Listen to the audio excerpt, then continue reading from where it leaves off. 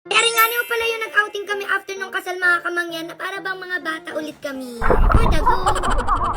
Ayun na nga niyo mga kamangyan, bali rin nga niyo pala yung time na kagagaling lamang namin sa honeymoon nung nagpunta kami ng Thailand. At grabe, sobrang namiss talaga namin yung isa't isa na feeling namin mga 2 years kaming hindi nagkita. Grabe, sobrang okay. Alam niyo naman mga kamangyan, sobrang hilig talaga namin mag-outing guys. Kaya sabi ko pagka-uwi namin ng Mindoro, mag-outing kami. So andyan yung family ko, andyan yung family ng aking asawa. Wow, asawa! So feeling ko talaga iis na kami dalawa. Grabe, pa-uwi na ng pa-uwi. Kaya sobrang in-enjoy talaga namin yan ng bonggang-bongga mga kamangyan. Nag-slide kami dyan, nagsisid. Akala mo talaga marunong lumangoy.